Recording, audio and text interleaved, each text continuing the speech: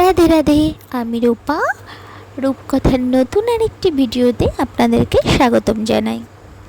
এখন বাজে প্রায় সকাল 6:10, কিন্তু সূর্যি মামা এমনভাবে উকিঝুঁকি দিচ্ছে যে তা বোঝবার উপায় নেই যে এখন 6টা থেকে 6:10 বাজে। তো সকালবেলায় প্রথমে উঠেই আমি স্নান করে চলে আসি ঠাকুর ঘরে এসে আমার গোপু সোনাকে আগে ঘুম থেকে তুলে দিই। যদিও আজকে কিন্তু অনেকটাই দেরি হয়ে গেছে, আর আমি তো জানি গোপু সোনা খুব তাড়াতাড়ি সকালবেলা ঘুম থেকে উঠতে ভালোবাসে।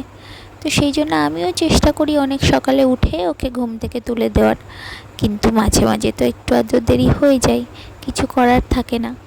তো সেই জন্য আজকে গোপু সোনাকে তুলে ওকে আমি একটু বসিয়ে রেখেছিলাম। ওদিকে ঘড়ির দিকে তাকিয়ে দেখি ঘড়ির কাঁটা তো অনেকটাই ঘুরে গেছে। তো ওর দাদা ভাই তো স্কুলে যাবে, ফ্রেশ হবে, খাবে দাবে, স্কুলে যাবে। 7:10-এর মধ্যে গোপু সোনার দাদা ভাইকে স্কুলে বেরিয়ে যেতে হয়। তো ওকে তো না ওঠালে এবার হবে না, সেই জন্য গোপু সোনাকে বসিয়ে রেখে ওর দাদা ভাইকে ডাকতে চলে এসেছি। আর দাদা ভাইয়ের একটা ভালো গুণ হচ্ছে, ওকে আমি 2-1 বার ডাকতেই ও উঠে যায়। তো ওর দাদা ভাইকে আমি বললাম যে বাবা তুমি ফ্রেশ হয়ে নাও। তো ওকে ফ্রেশ হতে বলে ও ওয়াশরুমে চলে গেল, আর আমি এদিকে চলে আসলাম একটু এদিকের কাজ সারতে। কেন কি এদিকে গোপু সোনার যে সকালবেলার ভোগটা লাগাবো, একটা বাসনও ধোয়া ছিল না কালকে। তো সেই জন্য আমি তাড়াতাড়ি করে বাসনগুলো ধুতে চলে এসেছি। সকালবেলায় যেহেতু অনেকটাই তাড়া থাকে, তাই এত ধৈর্য ধরে এত সুন্দরভাবে আমার পিতলের বাসনগুলো পরিষ্কার করার সময় হাতে একদম ছিল না।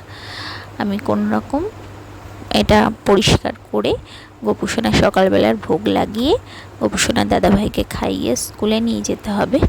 তো সেই জন্য আমি বাসনগুলো ধুয়ে নিয়ে এসে এগুলো আগে গুছিয়ে রাখলাম। রেখে গোপু সোনাকে এবার ফ্রেশ করব, ওকে জামা কাপড় চেঞ্জ করিয়ে পরিয়ে তারপরে আমি একটু বাসি কাজ সেরে নেব। বাসি কাজ তো কোনো কিছুই হয়নি। তো গোপু সোনাকে এদিকে আমি ফ্রেশও হতে করে দিয়েছি, আর তারপরে ওর একটু মিছরি ভোগ লাগিয়ে সকালবেলায় আমি বাসি কাজ সেরে নিচ্ছি। বাসি কাজ সারা বলতে সকালবেলায় তো ঘর ঝাড় দেওয়া হয়েই যায়।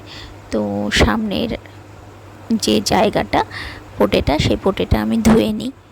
পোটেটা না ধুলে আর ঠাকুর ঘরের সামনেটা না মুছলে আমার মনে হয় কোনো বাসি কাজই হয়নি। তো সেই জন্য তাড়াহুড়ো করে আগে আমি সামনের পোটেটা ধুয়ে নিয়ে ছেলেকে স্কুলে নিয়ে যাব বলে গাড়িটা বের করে রেখে দিলাম, যাতে আর সকালবেলায় ওকে স্কুলে নিয়ে যেতে গিয়ে গাড়ি বের করতে আর যাতে কোনো অসুবিধা না হয় বা তাড়াহুড়ো না করতে হয়। তারপরে যে বললাম ঠাকুর ঘরের সামনেটা না মুছলেও মনে হয় না যে কোনো বাসি কাজ সেরেছি, ওই জন্য ঠাকুর ঘরের সামনেটা আগে পরিষ্কার পরিচ্ছন্ন করে নিলাম। নিয়ে এরপরে ছেলেকে খাইয়ে স্কুলে নিয়ে গেলাম। স্কুল থেকে চলে এসেছি অনেক আগেই। তারপরে ওকে খাইয়ে আমি নিজেও খেতে বসে গেছি।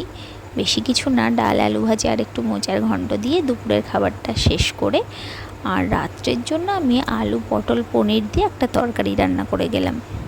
যেহেতু সন্ধ্যাবেলায় বার্থডে বাড়ির নিমন্ত্রণ ছিল, আর আমি তো কোনো অনুষ্ঠান বাড়ি খাই না, তো সেই কারণে রান্নাটা করে রেখে এসেছি। আর কোনো চাপও থাকবে না, আর অনুষ্ঠানটা ছিল অনেকটাই দূরে। রাত্রে বাড়ি এসে আবার কখন রান্না করব, কখন খাবো, সেই জন্য সমস্ত কিছু রেডি করেই আমি বার্থডে বাড়ি চলে গেছিলাম। আর এখানে বার্থডে ছিল একটা ছোট্ট পুচকু 2 বছরের মিষ্টি একটা মেয়ের।